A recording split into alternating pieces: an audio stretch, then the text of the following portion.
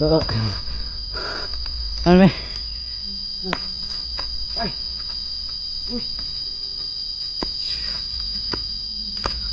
ไปเลยจับดู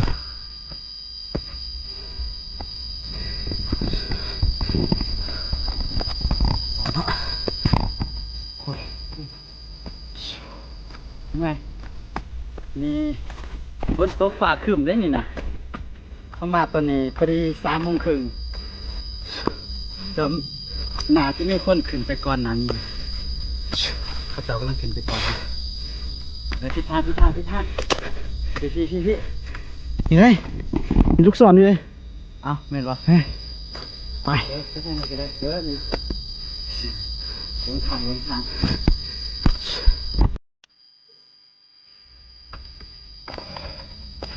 ที่จริงมากอะไม่ต้องยานลงเนาะเพราะว่าเขาจะไม้จุดบอกอยู่เขาจะมีลูกศรบอกมีทุกอย่างบอกเนาะว่าขึ้นไปจุดใดเส้นนี้ขึ้นไปตรงนี้แต่ว่าห้าก็มาเริ่มต้นมันคือไงแล้ว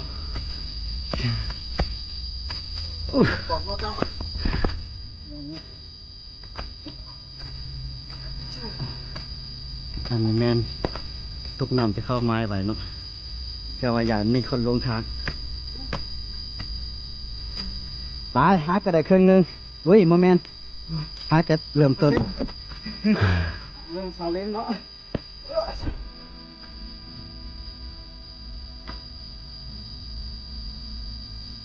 โอ้ยยุงลายหลับ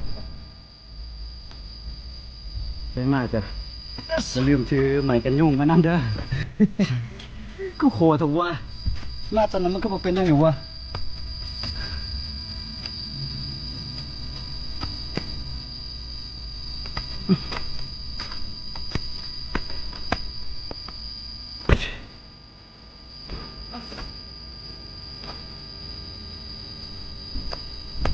โอเค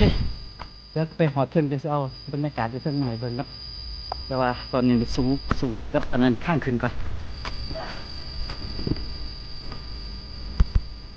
ก็จะได้จู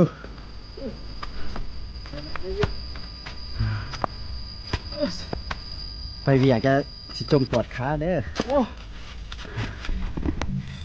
มาดีกว่า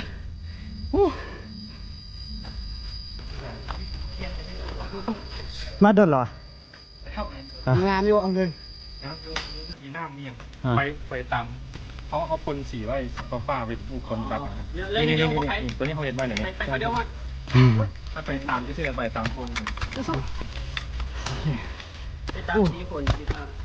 จะยังเดินเยอะหอดเลยเนาะก็มันมีคนอยู่บ่เลยบ่มีเราตอนนี้ อุ้ยอ่ะได้คนอยู่ตอน เดี๋ยวนี้ใจนะจะมาได้ประมาณสัก30% 30%นะ30%เดินข้างล่างแล้วขึ้นอย่างนี้ อ๋อโอเคขอบใจ ขอบใจอ๋อสวัสดีทีมงานที่เขาเจ้ามาก่อนเนาะว่าเขาเจ้านาจะมาแต่1 โมงแหละเบิ่งส่งตอนนี้เขากำลังกลับเมื่อเขากำลังขึ้นไป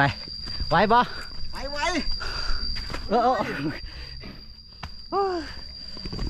ทรหดขนาด 30%แล้วนะเลย หอยเดือเคยกินบ่โอ้หอยเดือ แซ่บป่ะ แซ่บเลยเว้ย เดี๋ยวค่อยทากก่อน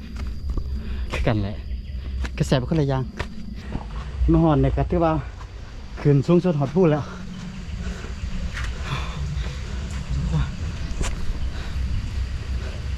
เดี๋ยวจะมาลองตีของดู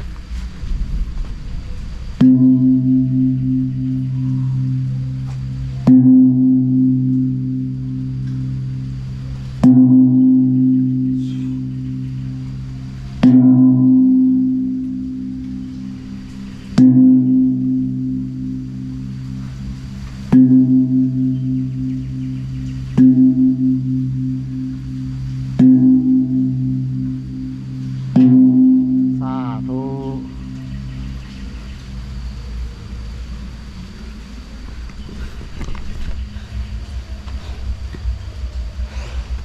เอามาหอด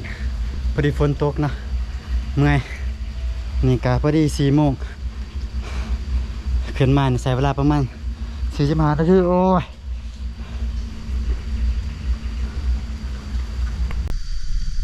ลองดู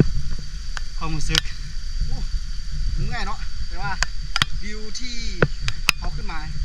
ที่เขาได้เห็นมันสุ่มกับความแรงที่เราพยายามมาเพราะว่า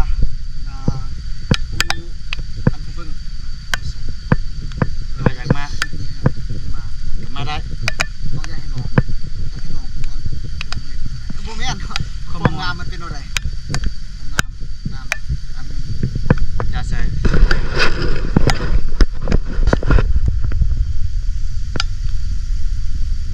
นั่นสงหน้าครับ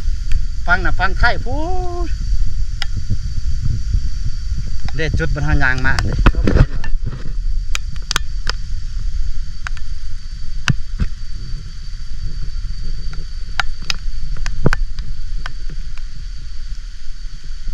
จุดนี้พอยกับบุ้งว่า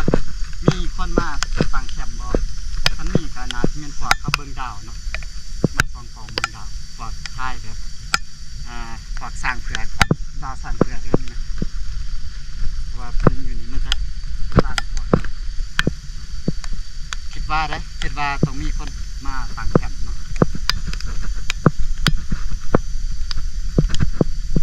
โอเคเนาะมีแต่คลิปเขามาสังทองครับบ่มีหยังหลายเนาะเห็นมาชมวิวมีแต่มือวันที่31จะไปไส้สมบูรณ์เนาะไปภูวันหลวงก็เดินทางรถจักรเนาะมื้อนี้ก็เอารถจักรมาแล้ววันที่31เจอกันเดี๋ยวจะมาเดินทางไปก็อย่าลืมทักหากัน